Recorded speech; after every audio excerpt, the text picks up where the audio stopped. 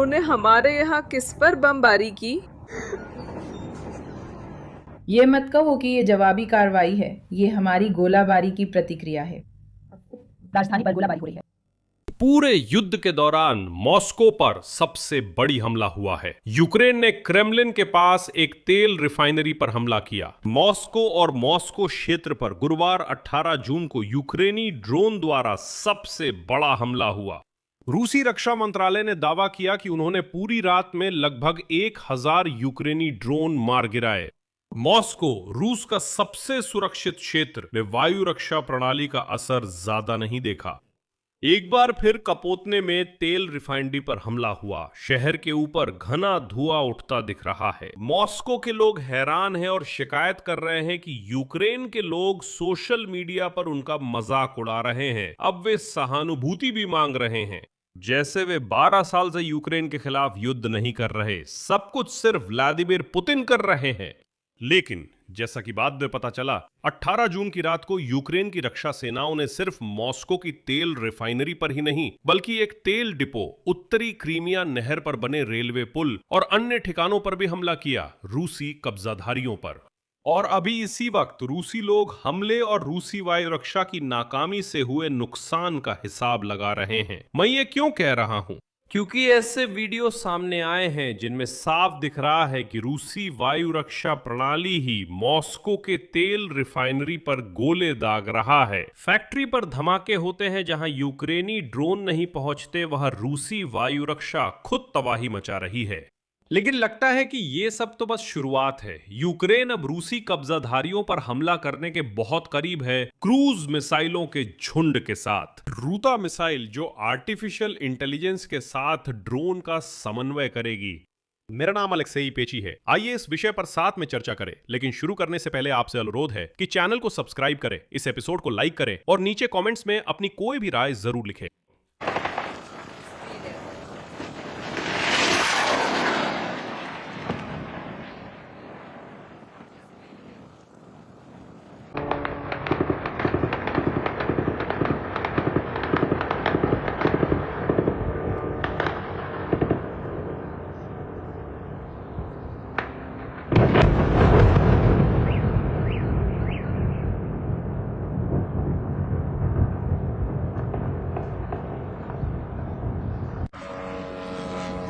जाम रहेगा।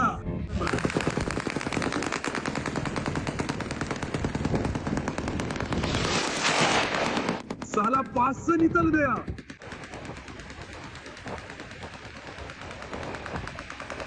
पास से निकल गया, गोली चला रहे हैं।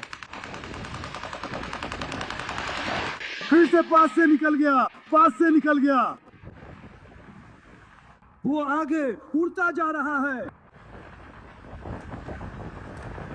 साला, और तुमने क्यों नहीं किया?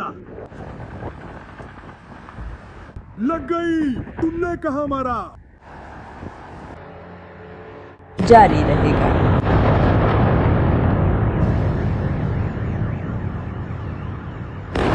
जारी रहेगा। जारी रहेगा। जारी रहेगा।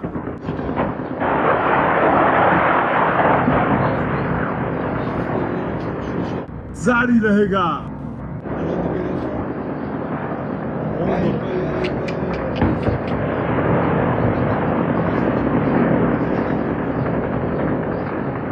जारी रहेगा। जारी रहेगा। जारी रहेगा। क्या क्या क्या वो क्या पट्टियां पास में?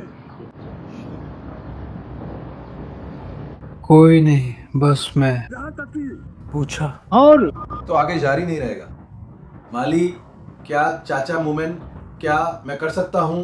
क्या चले गए? सुसज्जित किया, मीटर सुसज्जित किए। जारी रहेगा। ओह, वायु रक्षा।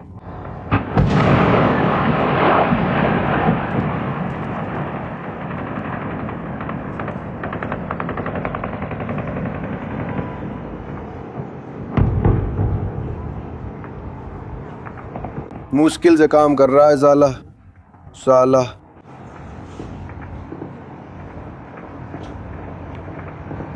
ओ एक और।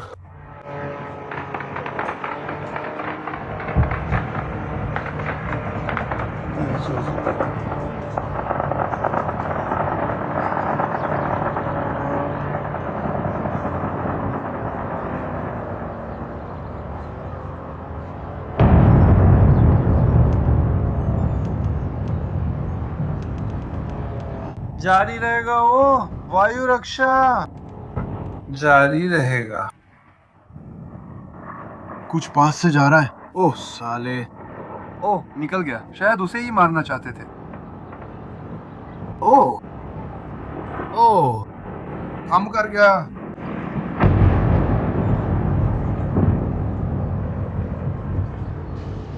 तो मॉस्को और मॉस्को क्षेत्र को गुरुवार 18 जून को यूक्रेनी ड्रोन की सबसे बड़ी हमले का सामना करना पड़ा। मॉस्को पर लगातार तीसरी रात ड्रोन हमला हुआ और आज का हमला इस साल के सबसे बड़े हमलों में से एक है। हमले की चपेट में मॉस्को का कैपोतन स्थित ऑयल रिफाइनरी आ गई, जो रूस की राजधानी के 40% ईंधन बाजार की आपूर्ति करती है। मॉनिटरिंग चैनल्स ने कम से कम आधा दर्जन जगहों पर आग लगने की पुष्टि की है। खतरे के कारण बिल्कुल सभी मॉस्को के हवाई अड्डे बंद कर दिए गए और शेरमेतेवो में यात्रियों की निकासी कराई गई। इंटरनेट पर दर्जनों वीडियो फैल गए हैं जिनमें मॉस्को के रिफाइनरी पर हमले और भीषण आग को दिखाया गया है, और अगर संक्षेप में कहें तो यही हुआ है। मजेदार बात यह है कि जब मैं आज ट्रेड्स में गया तो सुबह से ही मैंने देखा कि मॉस्को के लोग सबसे ज्यादा यही सवाल पूछ रहे हैं कि आखिर हो क्या रहा है और ये सब कब खत्म होगा। सुनिए, मैं आपको संक्षेप में जवाब देता हूं। मॉस्को वासियों, आपका घटिया देश यानी रूस ने यूक्रेन के खिलाफ आक्रामक और खूनी युद्ध 12 साल पहले 2014 में शुरू किया था। कई वर्षों से रूस यूक्रेनियों को मार रहा है। अब जब आपको पता चल गया है कि क्या हो रहा है तो जल्दी से व्लादिमीर पुतिन के पास भागिए और उनसे पूछिए कि वो कब ये सब खत्म करने वाले हैं। यहां मन करता है कि मॉस्को वासियों से व्यंग से पूछें कि आप पिछले 12 साल कहां थे। खैर, अब मुद्दे पर वापस आते हैं। मॉस्को पर हमले के बाद मॉस्को रिंग रोड MKAD, जो शहर की सबसे महत्वपूर्ण परिवहन लाइनों में से एक है, आंशिक रूप से बंद कर दी गई थी।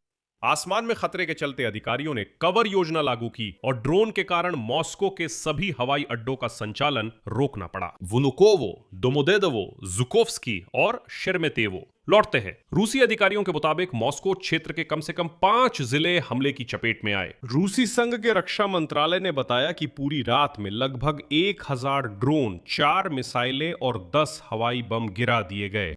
लेकिन वायु रक्षा की सफल कार्रवाई की ये तस्वीर क्रेमलिन के लिए उन जंगली मॉस्कोवासियों ने बिगाड़ दी जिन्होंने सोशल मीडिया को आगजनी के दृश्यों से भर दिया। इंटरनेट पर हमलों के वीडियो और कापोतनिया स्थित मॉस्को ऑयल रिफाइनरी के इलाके में आग के दृश्य वायरल हो रहे हैं। यहां मैं आपको कुछ महत्वपूर्ण वीडियो दिखाना चाहता हूं। मैं साफ कर दूं, विस्फोट में तेल टैंक का ढक्कन उड़ना फेक नहीं है। इस पर हम बाद में बात करेंगे, ये अहम बिंदु है।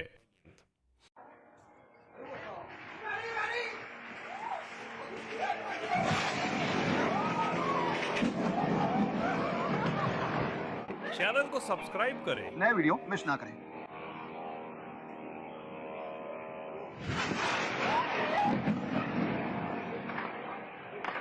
सबटाइटल्स दिमा टॉर्जो।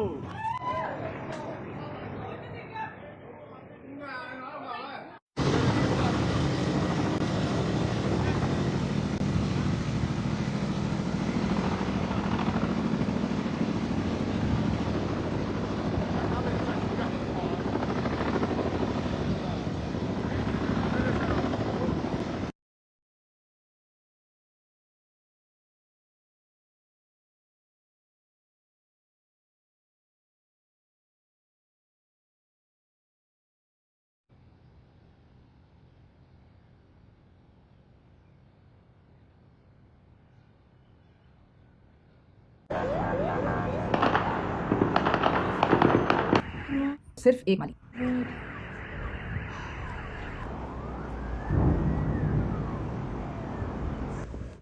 बस इतना। इसके पीछे जल रहा है।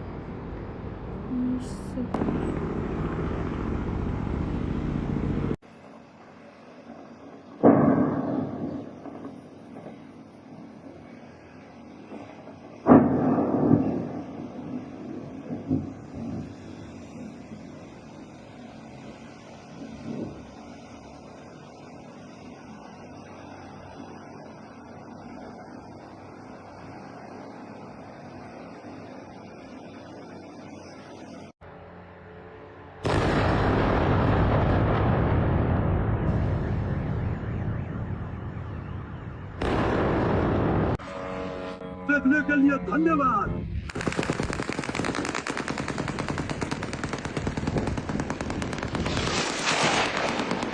दोस्तों, देखने के लिए धन्यवाद।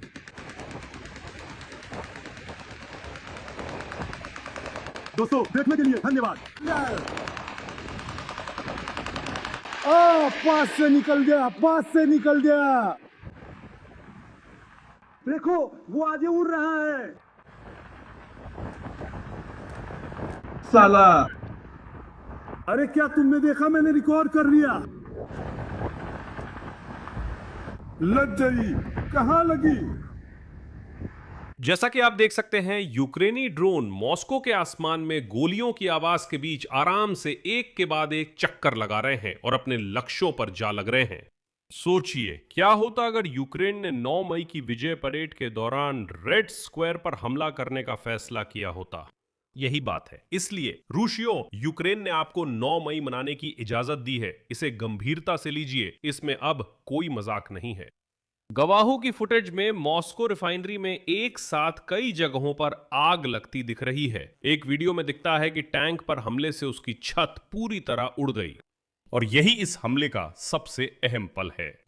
कई लोगों ने इस विस्फोट को यूक्रेनी ड्रोन से जोड़ दिया है, लेकिन अगर आप इस वीडियो को ध्यान से देखें तो आप देखेंगे कि विस्फोट से ठीक पहले, उसी टैंक की छत उड़ने से पहले, इसी दिशा में वायु रक्षा मिसाइल दागी गई थी और वही मिसाइल ईंधन टैंक से टकराई, जिससे उसकी छत उड़ गई।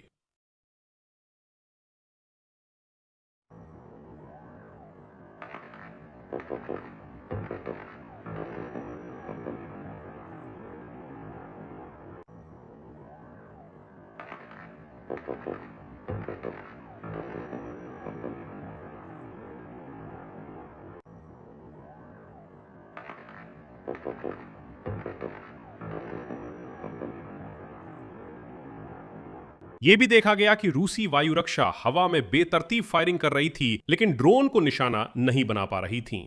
आखिरकार OSINT चैनलों के अनुसार मॉस्को के तेल रिफाइनरी क्षेत्र में कम से कम 5 जगहों पर आग लग गई। और अब सबसे महत्वपूर्ण बात, यह संयंत्र क्रेमलिन से सिर्फ 15 किलोमीटर की दूरी पर स्थित है। ये तेल रिफाइनरी गैज़प्रोम नेफ्ट की है और रूसी संघ के सबसे बड़े तेल रिफाइनिंग संयंत्रों में से एक है।